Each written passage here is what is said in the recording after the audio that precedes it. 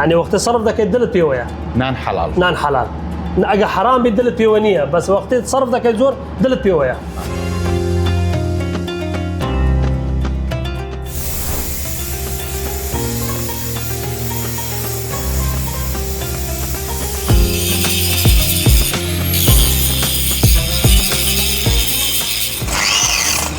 وصلت چەند ساڵە تۆی نانە حەڵاڵە پەیدا دەکەی؟ بخير بين سرچاواناتن ساغبی سپاس مانگ رمضان خير وبركته سپاس من لنوت يكوا واليرما حتى إسا ئەوتویە لبازدان هاد مانوا من هاد مجي باكم رحمتي بري سلحم تشبي بەێ او لربي او نساخ كبت من هاد مجيكي او شو برحم خدي حتى إساش من واليرما يعني لأنه تويكوا انا وتو يكوا 6 سال بولا وبشكا بۆ چاوایە بقرعة زحمة مرتاحی لەگەڵ ئاسوودەی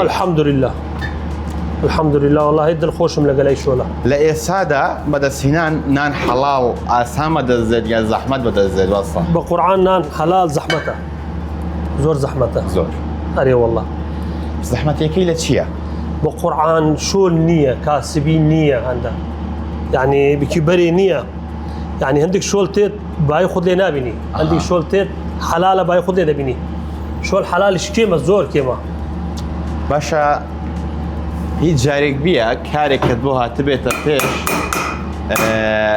بەس گومانت هەبێت کارەکە حەرامە و نەتکردبی بله قالك جاتش بهم هاتيا نشيا قم تشيكم سعدة كمي دلم قبيلنا كتي شول بكم برخم دمي يعني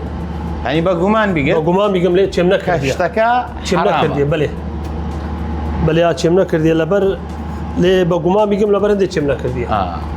بە گومان حرامی بله باشە چه هەستی کە تێنی دەبی برسی دەبی لە هەمان کاتیشدا بۆ پەروەردگار بە ڕۆژی دەبی و کاریش دەکەی والله ويا ماق رمضان زحمتها ماق رمضان تبى روجي يعني نشي شول بكي حتى هوارة يعني اگر شول هبي زحمتها تيني دبي ما عندي دبي بس الحمد لله ماق رمضان خير وبركتها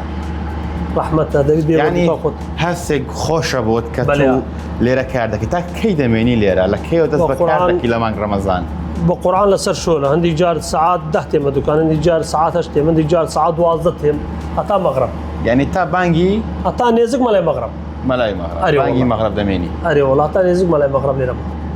يعني هەست بە ئارامی و ئاسوودەیی دەکەی لەگەڵ ئەو کارە و لە هەمان کاتدا لەگەڵ ئەوەی لە ناو مانگی ڕەمەزانی بله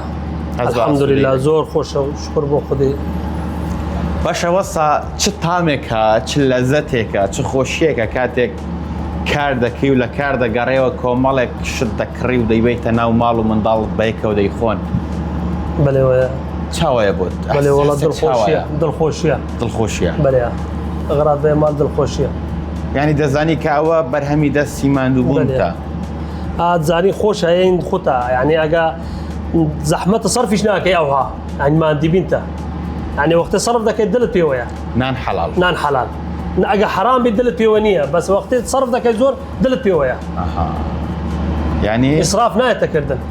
بنان حلال اسراف ناكي نايت نشي بكي زحمتها